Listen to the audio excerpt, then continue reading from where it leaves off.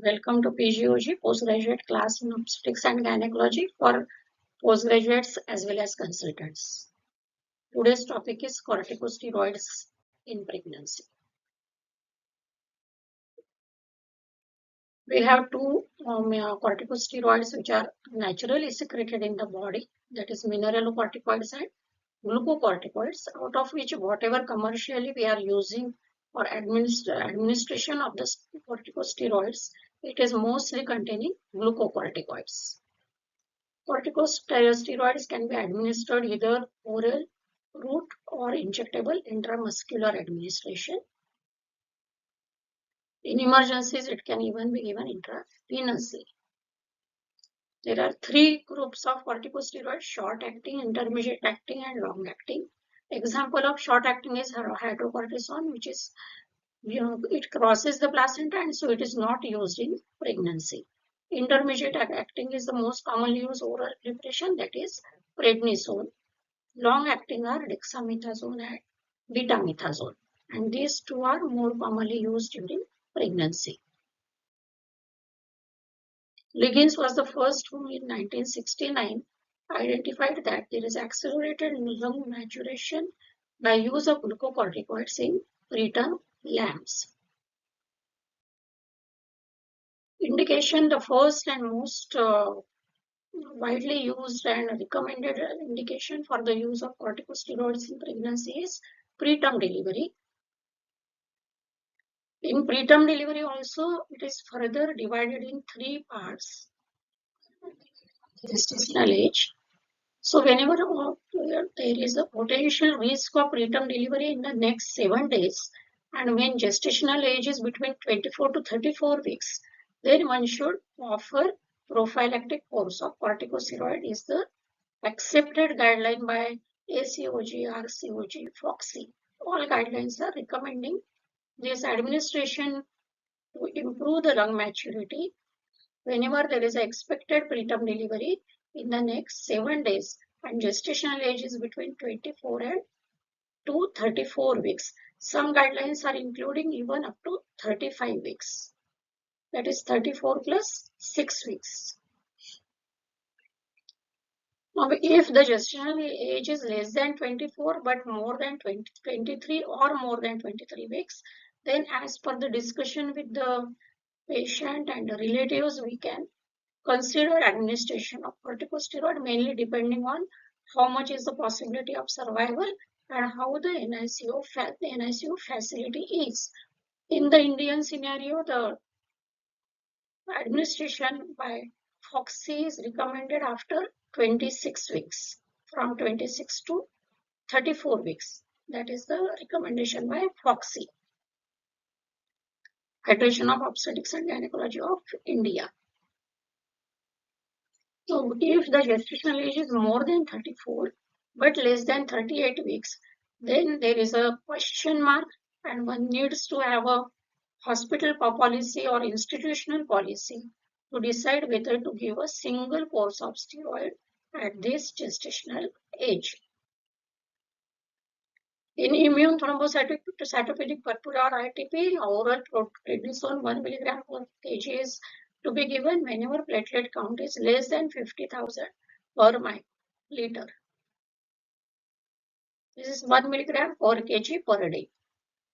In conditions such as SLE or whenever there is a immunosuppressive state such as APLA, then prednisone is indicated oral. For skin diseases, mostly topical corticosteroids are used and rarely oral steroids are administered, such as for cases of severe psoriasis, eczema. Now, as we have seen in the previous slide, whenever there is a potential risk of preterm delivery, then we have to use the steroids. Corticosteroids are also called as steroids. So these conditions are severe hypertension in pregnancy, and fortunately, steroids do not lead to the further rising blood pressure. PPROM, preterm pre-labor rupture of membranes, 24 to 34 weeks, then we can even consider second course or rescue course if already the 7 days have elapsed after the first course. From 34 to 37 weeks, single course is recommended and no rescue dose is recommended. Diabetes, the efficacy of corticosteroids to improve the lung maturity is same as non-diabetics, but it leads to sudden rise in maternal blood sugar, which needs to be controlled by appropriately increasing the dose of insulin. In multifetal pregnancy, there is a probable benefit, and benefit is same as in singletons, and that is why it is recommended. In both restriction also it is recommended because there is a potential risk of preterm delivery before 37 weeks of pregnancy. Hydrops fetalis is another scenario where it should be given, and vasa previa. If vasa previa is diagnosed antenatally, then prophylactically or therapeutically, steroid should be given from 20 to 32 weeks whenever there is a possibility of an urgent preterm delivery. Now, how steroids act on preterm fetal lungs? Steroids stimulate lung maturity by augmenting surfactant synthesis. Respiratory distress syndrome occurs because of surfactant deficiency in the preterm babies. Prematurity leads to surfactant deficiency. Surfactant is a lipoprotein which is produced by type 2 pneumocytes. Post-delivery, initially lungs are fluid-filled and then these are replaced by air-filled alveoli. Now, surfactant stabilizes this expanded alveoli. Alveoli do not collapse even during expiration, and alveoli remain open with the action of surfactant. Surfactant deficiency leads to lung collapse, which further leads to hypoxia and hyaline membrane disease with the formation of hyaline deposition of hyaline in the alveoli. As diagrammatically we can see, immediately after delivery, the alveoli are filled with amniotic fluid. Lungs are bathed with the amniotic fluid. But immediately after the delivery, there is a change from fluid filled, the alveoli become air filled. And this type 2 pneumocytes are secreting surfactant which coats the alveolus from inside, and this surfactant prevents alveolar collapse during expiration. Surfactant production starts at 26 weeks and sufficient quantity of the surfactant is present in the fetal lungs by 35 weeks of pregnancy, and that is why there is a need to augment the surfactant production before 35 weeks by giving corticosteroids. If there is a surfactant deficiency, now this diagram shows expanded lungs, but whenever there is a surfactant deficiency, there is collapse of alveoli. Collapsed lungs are there, hyaline gets deposited and hyaline membrane disease takes place. So that other name of respiratory distress syndrome is hyaline membrane disease. With the respiratory distress, there is hypoxia, which leads to pulmonary hypertension in the baby, cerebral palsy, and neonatal retinopathy because of hypoxia. Now, can we use corticosteroids in first trimester?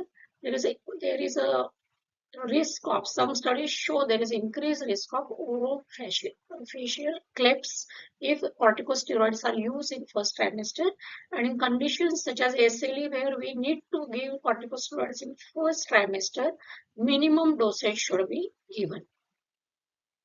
It should be given as a life-saving drug in asthma or autoimmune diseases. There are no major teratogenic risk as per recent studies. Recent studies, there is no increased risk of even orofacial clefts also with the lowered dose of corticosteroid in first trimester. Risk is further, it gets lowered with prednisolone as it gets metabolized by placental enzymes. So the corticosteroid of choice in first trimester will be prednisolone. Steroids are not recommended whenever there is a PPAR of less than 22 weeks.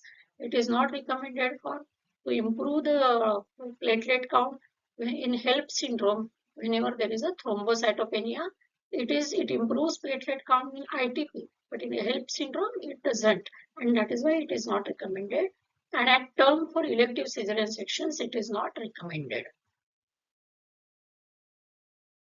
Now, if there is an early term, by definition, early term delivery is from 37 to 38 weeks. After completion of 38 weeks, we call it as a late term. Term deliveries are further divided as early term deliveries and late term deliveries. So, should we be giving steroids for early term deliveries or deliveries from 37 to 38 weeks of pregnancy is controversial.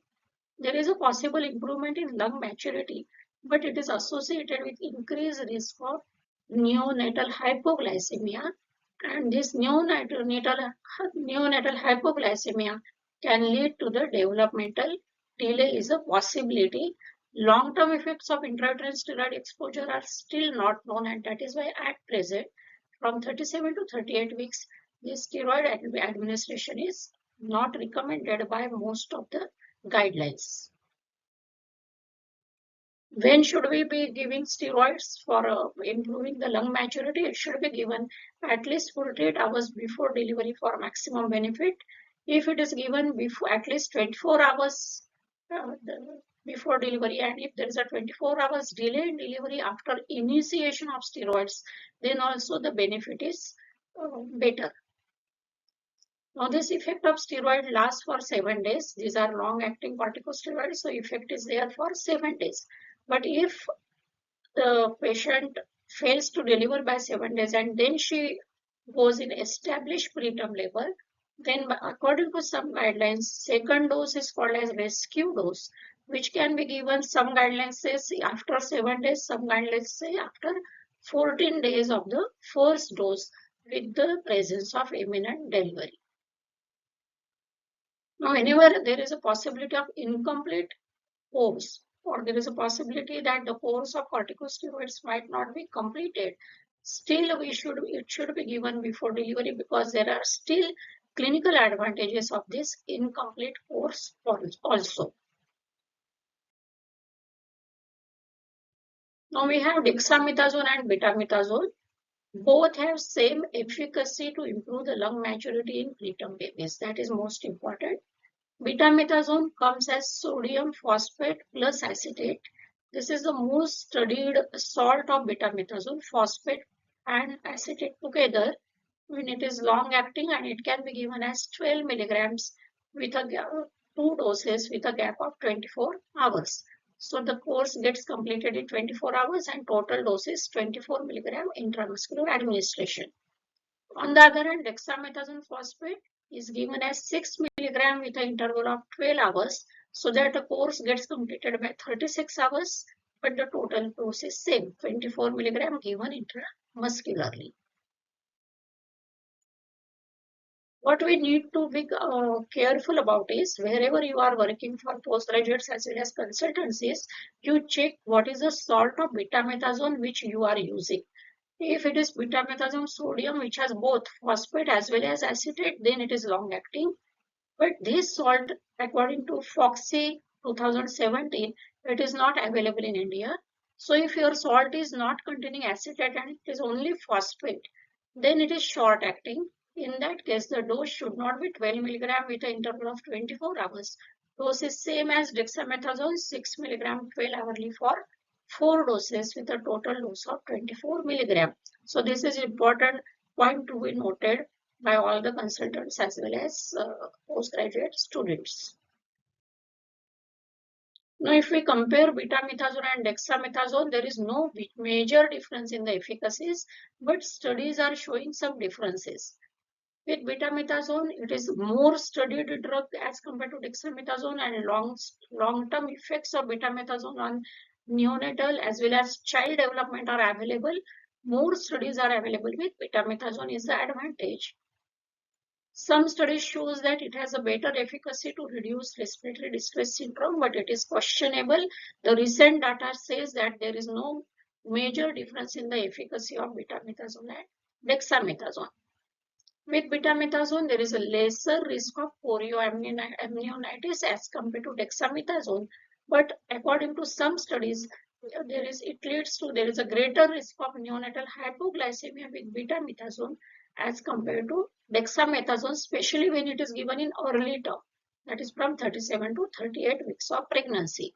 And betamethasone is heat liable, not steady at higher, greater temperatures, and it needs refrigeration.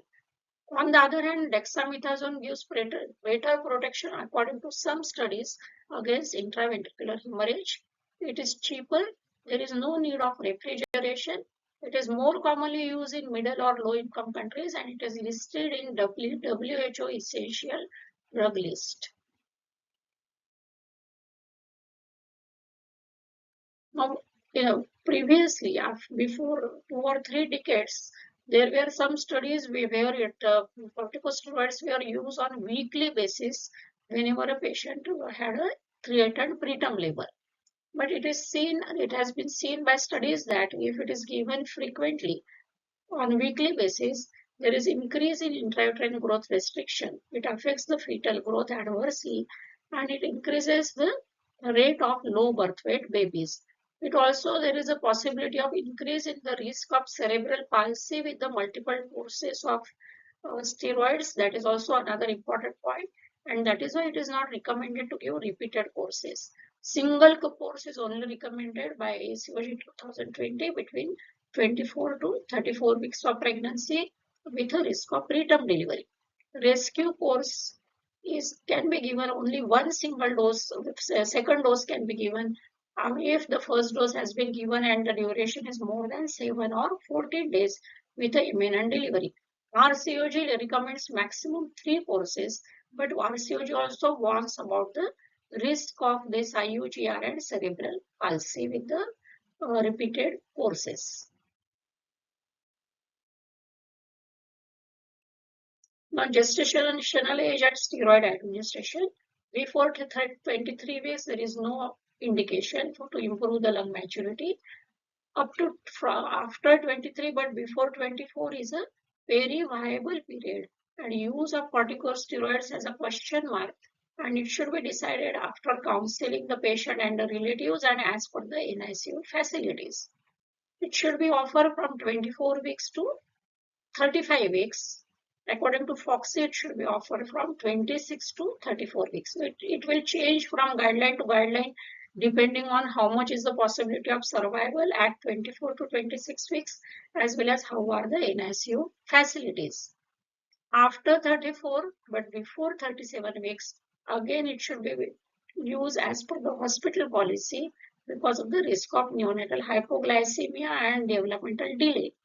Only single course can be given, but remember that tocolytics should not be given only to have the action of steroid when the gestation age is more than 34 weeks. Here we are using tocolytics, short-term tocolytics, so that the steroid administration and the action takes place.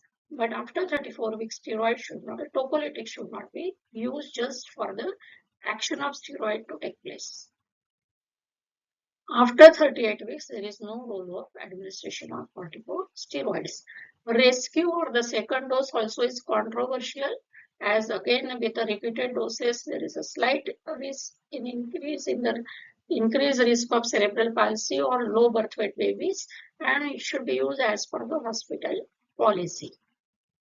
So hospital policy needs to be decided for this rescue or second dose administration, as well as for the use of these steroids after 34 weeks.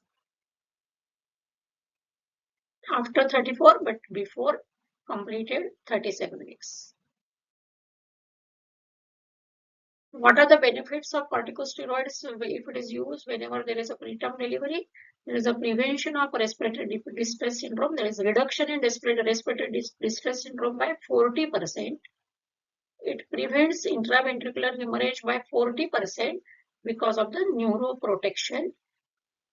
Steroid use also reduces the risk of necrotizing enterocolitis. So all these three, respiratory distress syndrome, intraventricular hemorrhage, and necrotizing enterocolitis, all these three complications of preterm delivery are reduced with the use of corticosteroids, leading to overall reduction in perinatal as well as neonatal mortality. There is a reduction in the need for mechanical ventilation, and also it leads to reduction in the systemic infections in the neonate. Use of corticosteroids doesn't lead to increase in chorioamnionitis, and it doesn't lead to neurodevelopmental problems in the preterm babies. One word of caution is no high-risk delivery necessitating immediate termination should be delayed for steroid administration. For example, there is a patient is a case of severe preeclampsia, and there are features of imminent eclampsia also. In such a patient, we should need not be continuing the pregnancy just for the action of steroid to take place, because we know that anytime patient can have eclampsia, and here immediate termination is indicated without waiting for the action of corticosteroid to take place. In presence of systemic maternal infection, already mother has some infection, then also use of corticosteroids to improve the lung maturity is questionable. It should be used with caution in these cases also. Take home message is use every drug with caution in pregnancy, know pharmacology of the drug, weigh the risk as well as benefits, and we need to formulate the hospital policy. Thank you so much.